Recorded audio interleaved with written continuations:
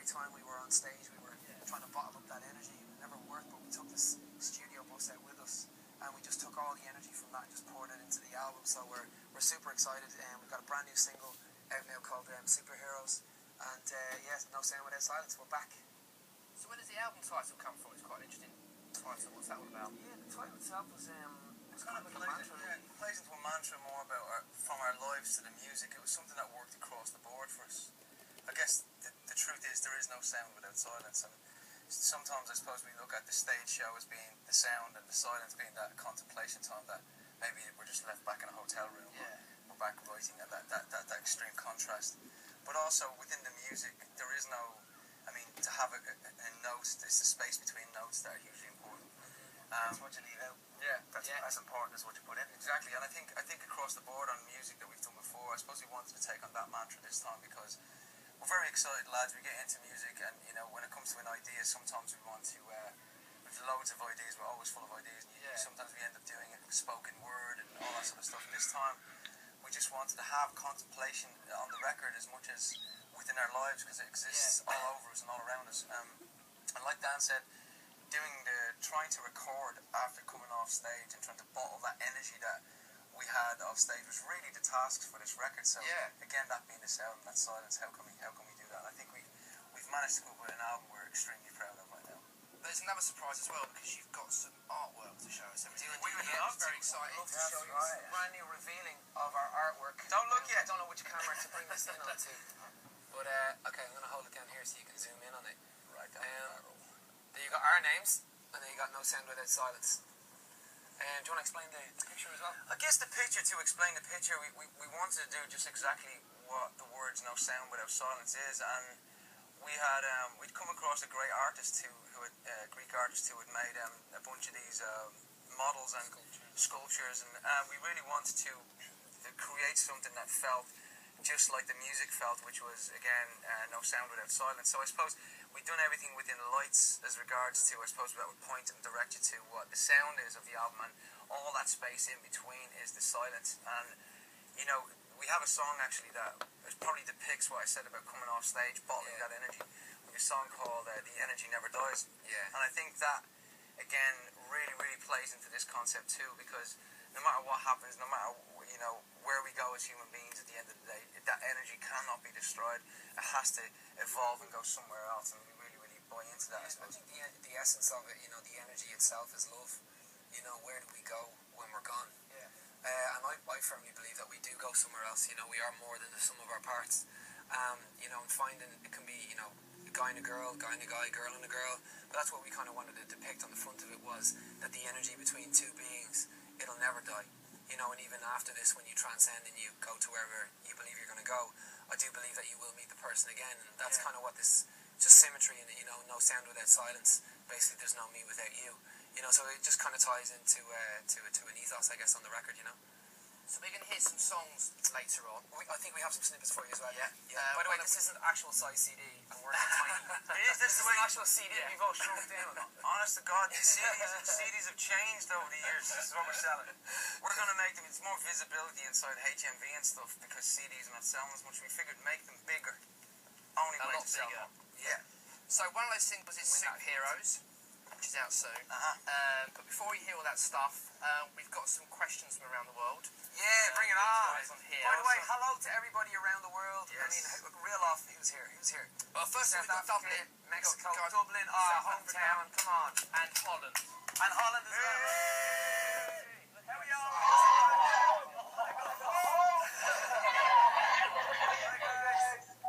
And the States as well. Yes, the States as well. But first up is Dublin. Who's asking the question?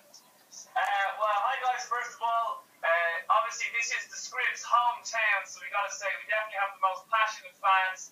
Second thing is Mark, your G-string is hanging in there.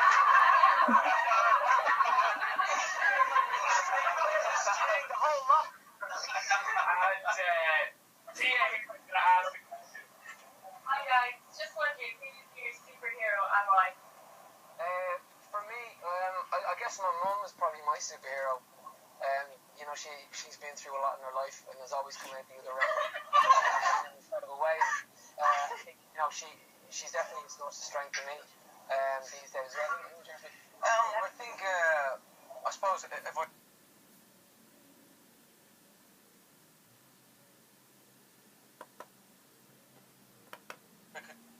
my superheroes would be explained in how we made the video. We decided to go to, we were looking for a great location, and we talked to a bunch of directors about how we're going to make a video that they would never put us in a superhero costume, because obviously that's where everyone would like us to go. But we decided to make a video that was a bit more real to the song, which is normal people going through an incredibly hard struggle every day. We thought, where could we do this? And our director Vaughn decided that we were going to go to Joburg in South Africa, Alexander, which is probably one of the most overpopulated places per square mile. There's over 500,000 people living there. It's really heartbreaking because it's incredibly poverty-stricken and stuff like that. So we wanted to go and find out, you know, if we just set up a stage in Alexander, play this song, what effect will it have on people that we believe are real superheroes in life? And we just did it. We just set up the stage at about 4 or 5 o'clock in the afternoon. We started to play superheroes, and in the township alone, people would start walking up in their hundreds, and then eventually by about 10 o'clock that night, people were on top of houses, they were on top of traffic lights, they were lighting flares, it was an absolute almost festival vibe really there that day, and nothing but happiness. We got warned going in the place that you got to be careful going in there, it's quite dangerous, but honest to God, we just played music and we just got happiness and love all day. So much so that the people of Alexander decided that they said, well, we also sing, why don't you come down and check us out the next day? So we did. We went back to Alexander the next day. They put on a performance for us. It was incredible. It was actually brilliant. So professional, and they're not professional, they're amateurs, you know what I mean? But they came out, they acted, they sang, they cried on cue. Nobody dropped the line. I honestly was brilliant. They were like 4 foot away from us, and it was like, I have to say, we were very moved by the performance. As you said, that they're not paid, they're not professional. They're going through a struggle every day. These to us are people who are real superheroes. So for me, that's who will be mine. I think for me, genuinely, I think our fans are our superheroes, my superheroes, because some of the stories that I hear of fans when I meet fans, some of the struggles that people are going through. There's teenagers out there that are going through some difficulties. I get messages over Twitter sometimes, and it just blows my mind how the strength that some of our fans have out there with things that they're going through with their family, with illness and all that type of stuff. And it's amazing, you know, the feedback that we get from the songs and how they're affected by them. But Also our fans as well, they would get around somebody who's having a bad time. That's right. You know, There's such a community online with our fans. You know, they all join together and they support each other, which is an amazing thing to see. There's really no boundaries now with the internet, and our fans embrace that, and they literally throw their arms around all the other fans that come in, even new fans. And when someone's gone through a difficulty, it's a beautiful thing to watch, to see them all join together and actually, you know, boost the morale of that person with messages and stuff like that. And I see that all the time on Twitter, so for me it's the fans. Wicked. Superheroes. Great. So next up is America, I believe.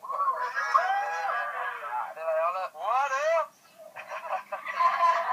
You guys did well in the World Cup this year, didn't you?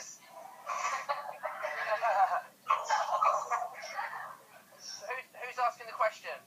Katya, my name's Katya, and I just wanted to know, on behalf of the U.S. fans, how are you finding the tour with OneRepublic so far, and what's the strangest thing that's ever been thrown on stage by your group? That's a good question. Be careful. The tour is going fantastic. To all our script fans who show up to the gigs, you know, with their flags and banners and everything, you know, we couldn't have asked for more. You know, what we wanted to do with the tour was to just energise the fan base again. You know, we obviously have a new album coming out.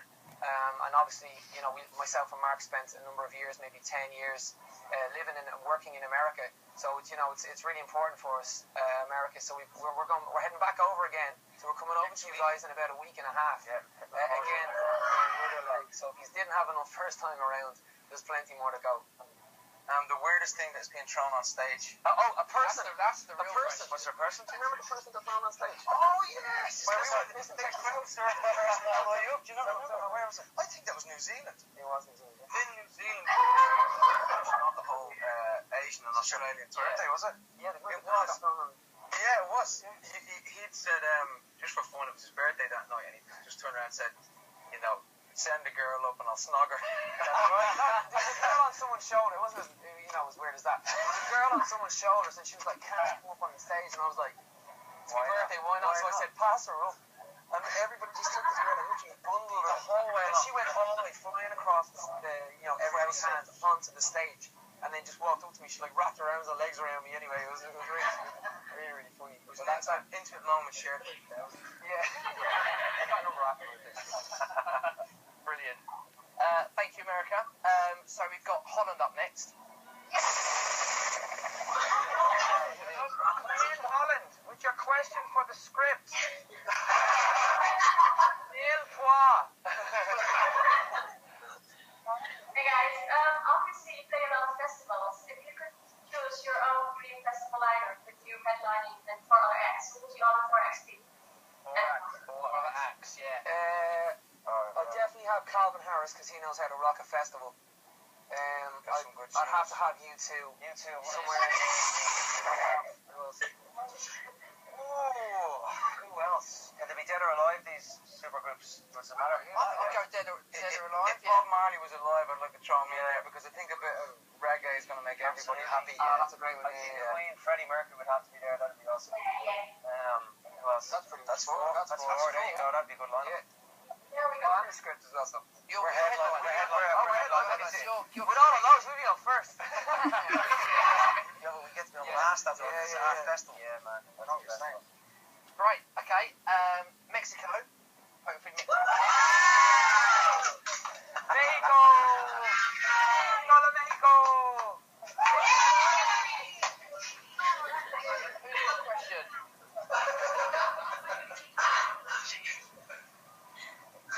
Okay, so Mexico, what's your question?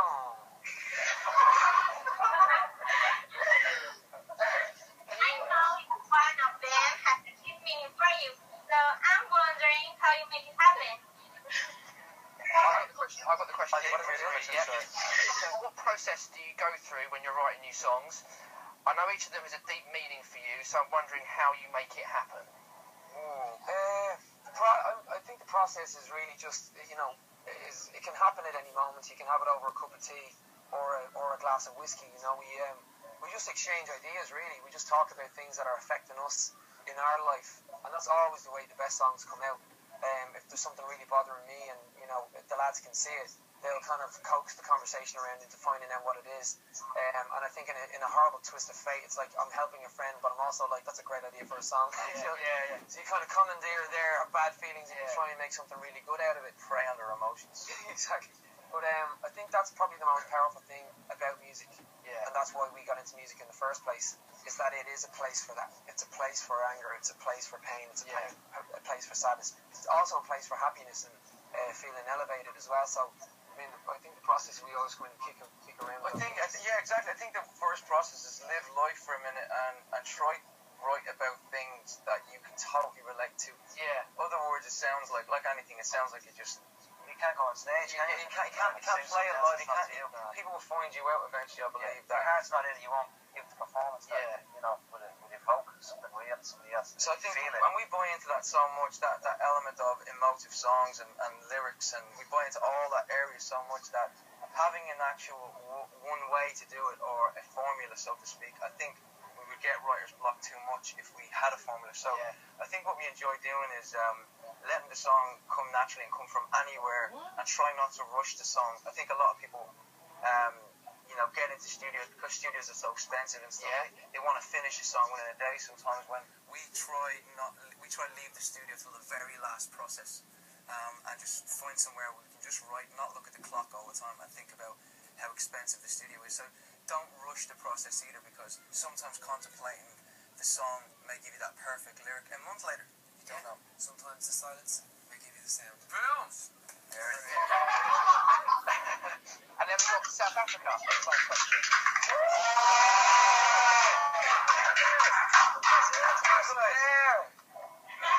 There in Johannesburg. It's so cold at night time. What's that about? I'm reading about something.